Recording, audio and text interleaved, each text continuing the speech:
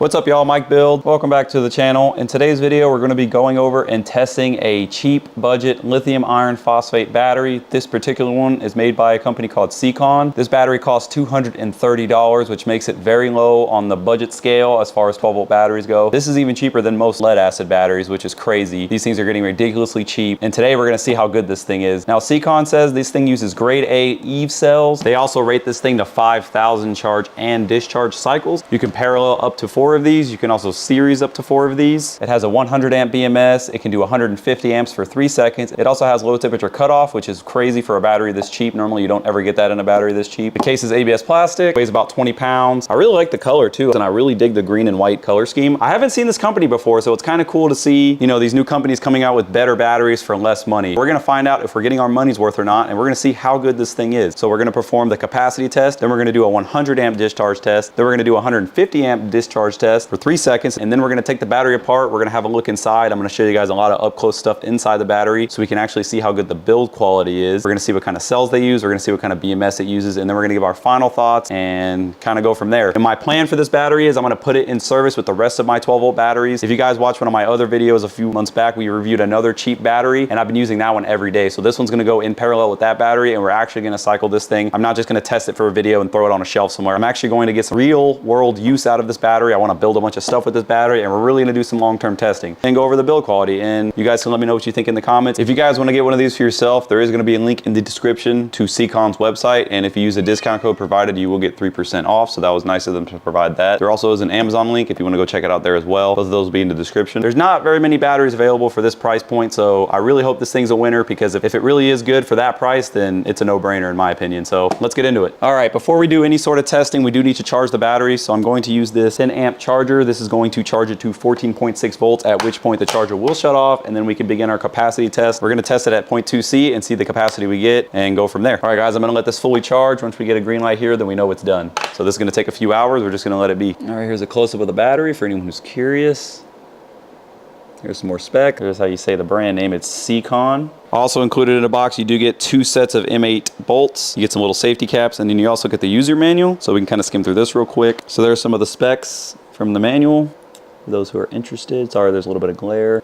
Some more specs. They also claim you will get 5,000 charge and discharge cycles, so that's pretty good to hear. A lot of the current ones on the market's only claim between 3,000 and 4,000, so they say 5,000. And that might be because they're using the grade A cells. As the cell technology is getting better and better, these things are going to start having more and more cycle count, so that's good to see on a low-cost battery as well. Alrighty guys, here's gonna be the setup to capacity test this Siekon battery. I have the battery fully charged. As you can see, we have a green LED. We're gonna be using this Harbor Freight pure sine wave inverter, 2,000 watt rated, and then I have a nice current shunt right here. This is actually going to be powered off its own battery, as you can see over there. That way that's not going to skew the results. So what I'm going to go ahead and do is connect a 0.2C load to the setup, which is going to be about 20 amps on the DC side. And we're going to literally let it run until the battery shuts off the inverter. And then we're going to be able to see our results on the little screen right here. I've already preset it to 100, but it'll still count up if it goes over that. I'm going to go ahead and get the test set up. We're going to get it started. I'm going to hook the loads up. Okay, we got everything zeroed out on the current shunt. We're going to turn the inverter on.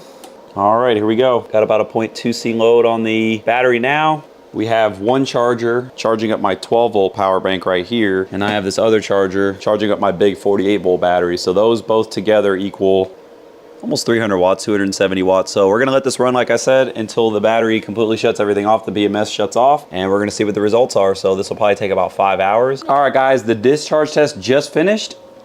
Show you all the results real quick. The inverter just tripped low voltage. So we got 104 amp hours out of the battery. So that's awesome to see. Everything did great. The voltage stayed nice and stable till the end, and then it dropped off. The voltage curve on this thing was real nice and steady. And then, you know, toward the end, it did start to fall, because that's just what lithium iron phosphate batteries do. But yes, 104 amp hours, definitely above what they rated for. So that's awesome to see. So now we're going to fully recharge the battery again, and then we're going to do 100 amp and 150 amp discharge just to see if the battery can handle it. But so far, so good. This thing tested above what it's rated for, and I'm very happy to see that.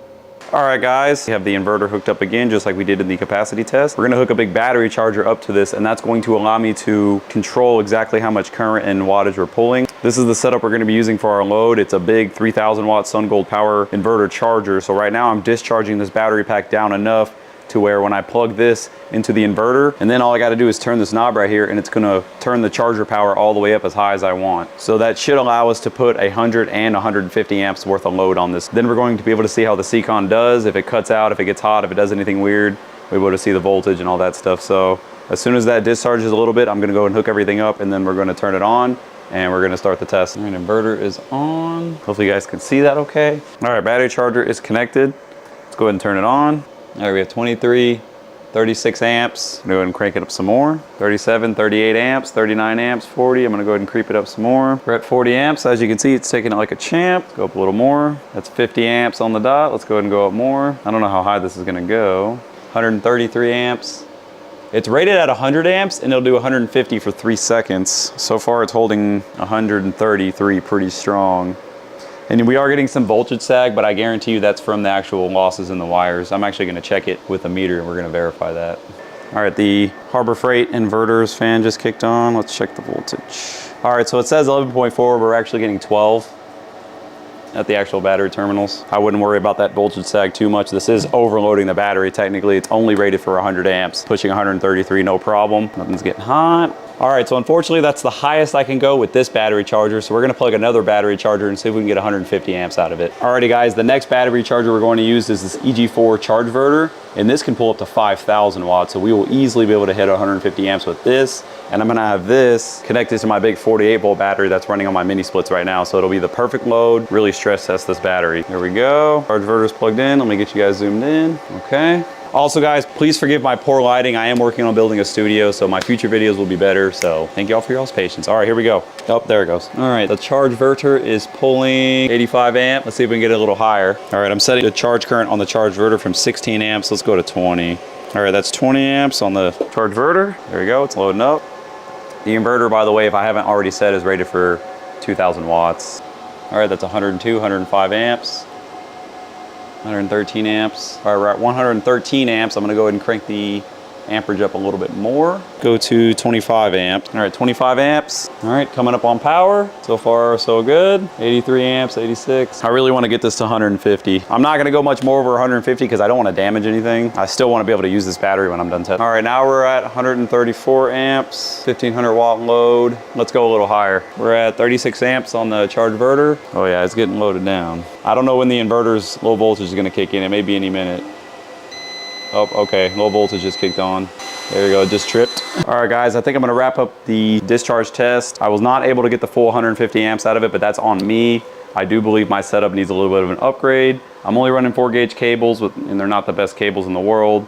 So we were just getting too much voltage drop at the inverter in order to push it any farther. I think if I put this thing on the charger and took it right off the charger and did the same test, we could probably get 150 out of it, but I don't want to push it any harder than I have to. It did well over 100 and it never cut off. I do wonder though, and I saw another video about this, I wonder what amperes the BMS will cut off at. So just keep that in mind. Make sure you guys use a fuse, and I would not push this battery over 100 amp because that's what they rated at if you want to get the best life out of it. If you're running 130, 140, 150 amps, you should definitely double up on your batteries, and I don't think you'd ever have an issue. As you saw, it ran great. It never cut out. We didn't have any issues other than the inverter cutting out. Like I said, that's more on my setup. This is not the best setup to be full load testing batteries anyways. It's kind of janky, but I do plan on upgrading all this in the future. So as we get better at testing batteries, I'm gonna hopefully get nicer equipment. This inverter right here is also very nice. This is probably a lot better quality than the Harbor Freight inverter. And I think if I put 2-gauge cables going from this through the shunt to the battery, we can actually push the batteries a lot harder. But I am happy to see that the Siekon did do it without a problem. It didn't break a sweat. Nothing got too warm. It did get a little bit warm up here, but nothing crazy. The terminals stayed nice and cool. Nothing got too hot. All right, guys. So now we're going to go ahead and open this thing up, and we're going to see what's inside of it, take a look at the cells, the build quality, the BMS, and we're going to get real up and close with all the components in this battery so we can see exactly how it's built. I'm also going to get a QR code tester so we can see if there's QR codes on the batteries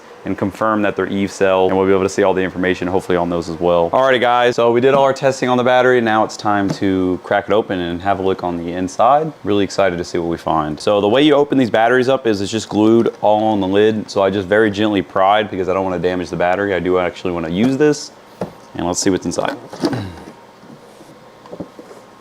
I'll get you guys in a little closer. All right, so first thing I noticed, real thick conductor. This looks like maybe 4-gauge, and then the negative side has two 7-gauge, it says, conductors. It's a real good look at the BMS. This appears to be a QR code right there, very interesting.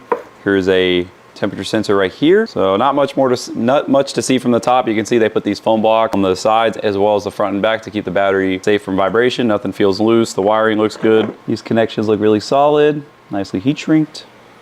That's what we want to see. All right, I'm going to pull the battery out of the box itself. The inside, don't know what that is. All right, there's the empty shell. Obviously, if you guys are gonna do this at home, be really, really careful. And if you don't know what you're doing, don't take your batteries apart. Trying to get a better look at the cells. All right, so here's a close-up of some of the cells. Sorry, I don't mean to cast a shadow at my camera. Let me try that. So you can see they're all laser welded together and it looks nice. And there's our main positive, main negative going to the BMS. Balance wires all look good. It's all nicely loomed right here. So there's the QR code. Trying to get a better shot at this QR code for you guys. Yeah, I don't know if you guys can read that. The cells themselves look like really good quality. There's no bulging. There's material between all the cells. And then there's this reinforced tape holding the cells together. Like I said before, laser welded tabs. That's good to see. Now I'm gonna go ahead and remove the BMS from the top. We can get a look at underneath the BMS. And then we're gonna try to get a better look at these QR codes. I'm gonna download an app that's gonna let me scan these and we're gonna see more information about the cells. Alrighty guys, so I was able to use a QR code scanner on these cells and we were able to actually verify that these are legit EVE cells.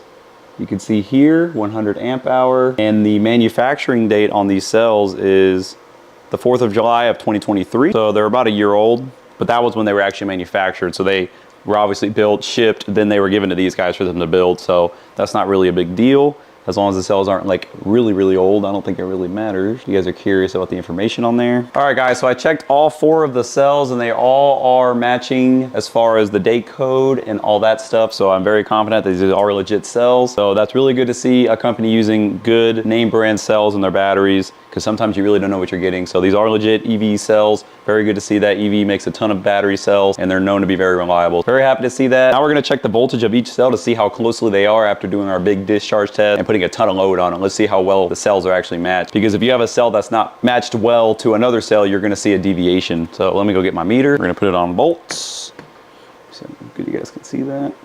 3.335, 3.335, 3.335, and 3.335. These are all within 100th of a volt of each other. In fact, they're all exactly the same. This is a fluke meter. It's very accurate. So very happy to see that. Man, that's impressive. For this price point, you're getting a really good, really good cell. So I'm happy to see that. Now let's take a better look at this BMS. All right, now we're gonna take a look at the BMS, and then we're also gonna test the low temperature cutoff. So we're gonna put the temperature sensor in ice and see if the BMS shuts off. There is the make and model of the BMS for anyone who is interested. I'm not really sure what that is. I tried to type this into Google and I didn't really have much success. All right, here's a close-up of the BMS. This is in fact a JBD BMS based on the symbol there. I was able to find that on Google. So there's like the model and all that stuff. So you can see if you look at that symbol there, that's the JBD BMS logo. I'll kind of go over the BMS real slow so y'all can see that. All right, now I'm gonna get some ice water. We're going to put the temperature sensor in ice, and then we're gonna make sure the BMS cuts off to make sure the low temp protection actually works. All right, guys, so as you can see with the charger connected and the temperature sensor in ice, we have a green light. And what that means is the BMS has disconnected and is not allowing us to charge the battery. So that shows you that the low temp charging protection is in fact working. Really good to see that it worked. A lot of lower cost batteries normally don't have that, but it's very important on lithium iron phosphate batteries to have low temperature cutoff, especially if you live in a colder climate, because you will damage the battery if you use it below 0 degrees. It's an excellent feature to see, and I'm glad it actually works. But yeah, guys, that's really it. There's really not much more to show, so we're gonna go ahead and get this thing slapped back together, and I'll give you guys my final thoughts on the battery. All right, guys, well, that's probably gonna do it. Overall, I think this thing's really great for the money. It did everything advertised. The one thing I will say, and I did notice this on another video, is the overcurrent protection doesn't seem to want to kick on. I don't really think it's a huge deal. You're supposed to be using fuses and all that stuff anyways, but just something to keep in mind. The battery did very well. It went over its rated capacity as far as amp hours. We got 104 amp hours out of it, and I was able to pull well over 100 amps continuous, and the battery just kept chugging along. So super happy about that. Y'all saw it had EVE cells in it as a JBD BMS. The build quality is solid on this battery, and I think you're really getting a good bang for your buck. So we're gonna keep testing this thing. I'm gonna put it in service with the rest of my 12-volt system, and we're just gonna run it every day. And if I have any issues from here on out, I'll definitely let you guys know. And maybe in another year, we'll do another capacity test to see how it's holding up over time. So I think this is a solid contender in the budget battery market, and I think if you got one, you'd have years and years of trouble-free service. That's gonna do it for the video, you guys. Thank y'all so much for tuning in and watching. Let me know what you guys think of the Siekon, and I'll see you on the next one.